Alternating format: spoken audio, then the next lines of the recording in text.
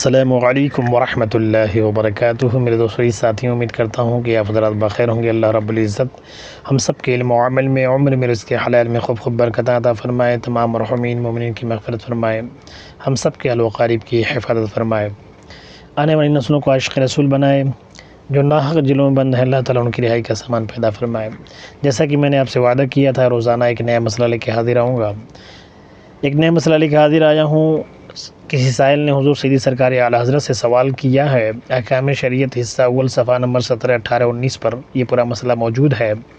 کیا حکم ہے اہل شریعت کا کہ تمباکو کھانا حرام ہے یا مکروہ؟ اور جو لوگ تمباکو پان کھانے کے عادی ہوتے ہیں، اگر وہ تمباکو پان کھا کر تلاوت قرآن عظیم کریں اور دیگر وظائف اور درود شریف وغیرہ پڑھیں تو کیسا ہے، کیا حکم ہے اس کا؟ اعلیٰ حضرت رضی اللہ تعالیٰ عنہ فرماتے ہیں کہ بقدر ضرور اختلال، یعنی اس قدر کھانا، تمباکو پان اور گٹکا وغیرہ، بیڑی سگریٹ، بھانگ جو بھی ہے، اس قدر کھائے، وہ اتنی زیادتی کے ساتھ کھائے کہ وہ ہوش و حواس میں نہ رہے، بے ہوش ہو جائے، تو یہ حلال نہیں بلکہ یہ حرام ہے، تو اس کے لیے ناجائز و حرام ہے اگر اس طرح کھاتا ہے کوئی نشے کی چیز کو۔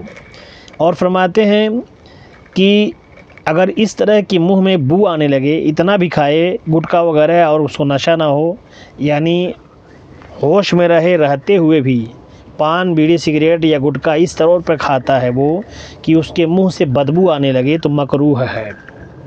آگے فرماتے ہیں اور اگر تھوڑی خصوصاً جیسے مشک وغیرہ سے خوشبو کر کے پان میں کھائیں اور ہر بار کھا کے کلیوں سے صاف کر لیں منہ کو تو بو آنے نہ پائے تو خالص مباح ہے۔ یعنی اس کا مطلب یہ سمجھیے کہ پان، بیڑی، سگریٹ، گٹکا اگر آپ کھاتے ہیں تو اس طرح اگر کھا رہے ہیں، کچھ ایسے انداز سے کھا رہے ہیں کہ اس میں خوشبو آ رہی ہے، بدبو نہیں آ رہی ہے۔ جیسے پان کوئی کھاتا ہے الائچی ڈلوا کے، یا مشک ڈلوا لیا اس میں، یا زعفران ڈلوا لیا، یا کوئی ایسی خوشبو کی چیز ڈلوا لیا جس میں خوشبو الحمدللہ آتی ہے، بہت سے پان کھانے والے کے منہ سے خوشبو بھی آتی ہے، تو اگر خوشبو آئے تو کوئی دقت نہیں ہے، مباح ہے کھانا، اور بدبو آئے تو مکروہ ہے۔ اور اسی طرح دیکھتے ہیں آپ گٹکا وغیرہ کھانے والے کے منہ سے کتنی بدبو آتی ہے، کتنا سخت جو ہے گٹکے میں بدبو ہوتی ہے، تو اس طور پہ انہوں نے فرمایا ہے کہ ایسے بدبودار چیز کو کھانا بلکہ مکروہ ہے، اور اس حالت میں قرآن پاک کی تلاوت کرنا، وظائف کرنا، درود شریف وغیرہ پڑھنا، اس کا کیا حکم ہے آگے فرما رہے ہیں کہ بو کی حالت میں کوئی وظیفہ نہیں کرنی چاہیے۔ اور اس جگہ میں ایک بات اور آپ کو دھیان میں دلا دوں کہ اسی انداز میں ہمارے علماء بھی الحمدللہ رہتے ہیں، بڑے کر و فر اور شان و شوکت کے ساتھ اسٹیجوں پر بیٹھ کے پان کھاتے ہیں، گٹکا کھاتے ہیں، اور حد وہ یہ ہے کہ کنارے منہ کر کے بہت سارے لوگ سگریٹ وغیرہ بھی پی لیتے ہیں یا بیڑی پی لیتے ہیں، تو اس طرح سے علماء اہل سنت کو خاص بچنا چاہیے۔ میں اصلاح آپ کی نہیں کر سکتا، میں بہت کم علم ہوں، لیکن اعلیٰ حضرت کی جو بات ہے، جو حکم ہے، اس کو پیش کر رہا ہوں، ہو سکے کہ آپ بھی اس پہ عمل کر لیں تو انشاءاللہ کامیابی حاصل ہو جائے۔ یہ اس لیے کہہ رہا ہوں کہ ہمارا اور آپ کا یقین ہے الحمدللہ اللہ کے فضل و کرم سے اللہ کے نبی علیہ الصلوۃ والسلام ہر میلاد کی محفل میں تشریف لاتے ہیں، تو جب اللہ کے نبی علیہ الصلوۃ والسلام تشریف لاتے ہیں تو ان کی تشریف آوری میں کیا ہونا چاہیے؟ بڑے ادب و احترام کے ساتھ، بڑے کر و فر کے ساتھ، اور بڑے ہی عزت و احترام کے ساتھ ادب سے بیٹھنا چاہیے کہ اللہ کے نبی علیہ الصلوۃ والسلام تشریف فرما ہے یہاں اس مجلس میں۔ یہ ہمارا دعویٰ بھی ہے اور یہ ہمارا یقین بھی ہے کہ اللہ کے نبی تشریف لاتے ہیں۔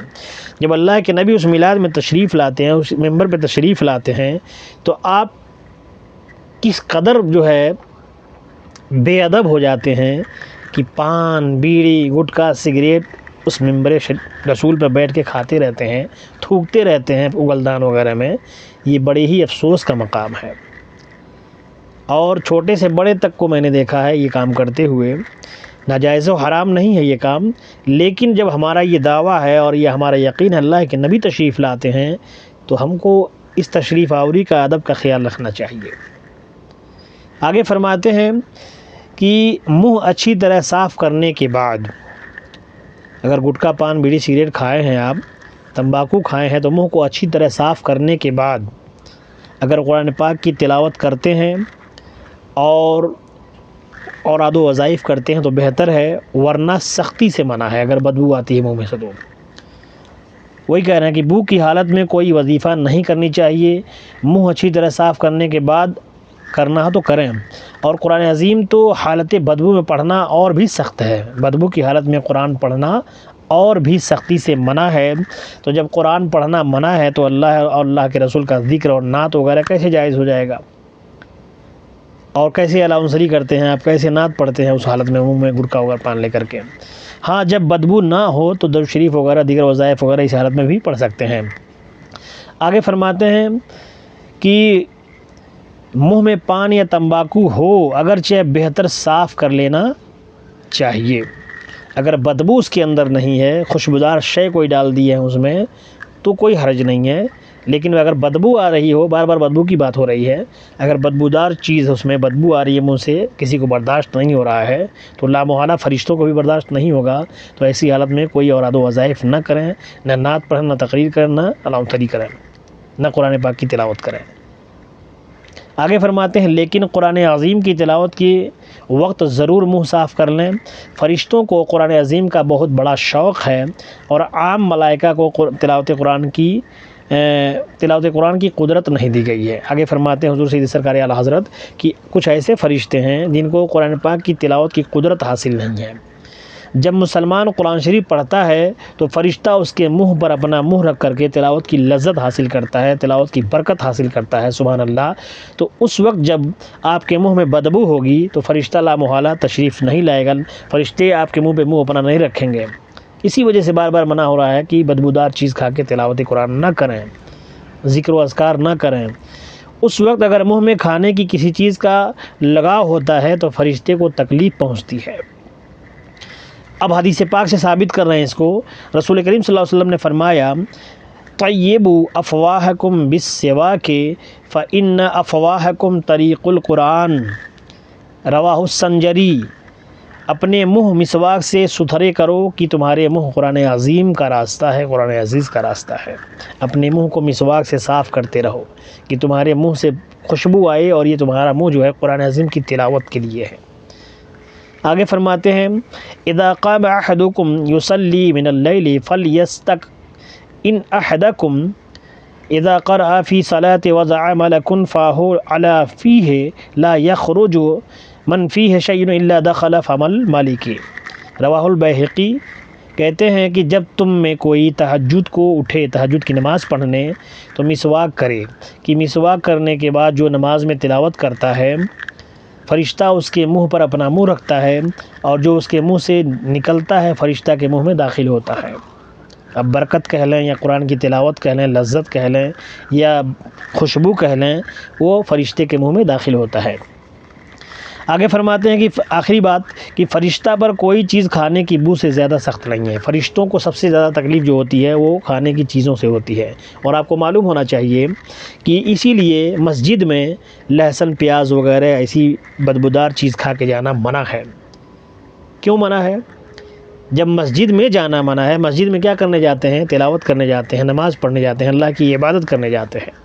تو بڑی موٹی مثال ہے آپ کے لیے، سمجھنے کی بات ہے کہ مسجد میں یہ سب چیز کھا کے جانا منع ہے، بدبودار چیز کو، تو اسی طرح سے اس پہ آپ ڈیپینڈ کریں کہ وہ بھی بدبو کی چیز ہے اور گٹکا پان بیڑی سگریٹ تمباکو بھی بدبو کی چیز ہے، اسی لیے فرشتوں کو تکلیف اس سے بھی ہوگی اور اس سے بھی ہوتی ہے۔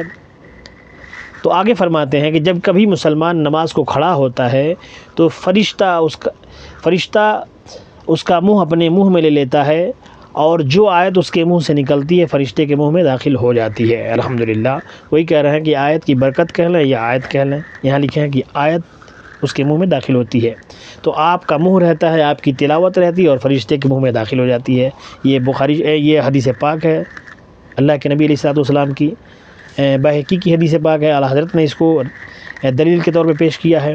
اگر اعلیٰ حضرت نے پیش کیا ہے تو یہ معمولی اور ضعیف حدیث تو ہوگی نہیں۔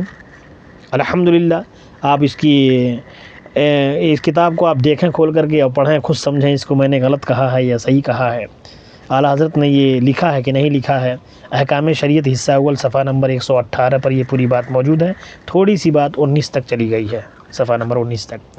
تو اس لیے اگر میری باتوں میں کہیں کوئی کوتاہی ہو، کوئی کمی ہو تو علماء اہل سنت ہماری بھرپور اصلاح کر سکتے ہیں، پرسنل میسیج کر کے، واٹس ایپ نمبر بھی میرا موجود ہے اس پہ۔ اور اگر کہیں کوئی باتیں اچھی لگتی ہیں تو لائک کمنٹ شیئر بھی کریں، تاکہ ایک سپورٹ حاصل ہو علماء کا، اور ایسا لگے کہ ہاں میں کچھ صحیح کر رہا ہوں۔ علماء اہل سنت 5000 فرینڈ میں سے، 5000 دوستوں میں سے اکثر ہمارے 4000 سے زیادہ ہمارے دوست علماء ہیں، لیکن علماء کا ایک بھی کمنٹ ایک کے دو کے چھوڑ کر کے نہیں آتا ہے۔ کیوں؟ یہی وجہ ہے کہ ہم لوگ پیچھے ہیں میرے دوستوں۔ تعصب جو ہے سب سے زیادہ اگر کسی ذات میں ہے تو علماء کی ذات میں ہے، جلن حسد جسے کہتے ہیں۔ اس لیے کہتا ہوں کہ تعصب چھوڑیں، آپ لوگ ایک دوسرے کا سپورٹ کریں، ایک دوسرے کا ساتھ دیں، تاکہ انسان آگے بڑھے اور دین کی خدمت اور دین کا کام ہو سکے۔ اللہ تعالی ہم سب کی حفاظت فرمائے۔ ان باتوں پر عمل کرنے کی سب سے پہلے مجھے، بعد میں آپ کو عمل کرنے کی توفیق بخشے۔ اگر بات اچھی لگے لائک کمنٹ شیئر کریں، تاکہ اور لوگوں تک یہ بات پہنچ سکے۔ فالو سبسکرائب نہیں کیے ہیں تو سبسکرائب کر لیں۔ اللہ تعالی ہم سب کو توفیق بخشے۔ السلام علیکم ورحمۃ اللہ وبرکاتہ۔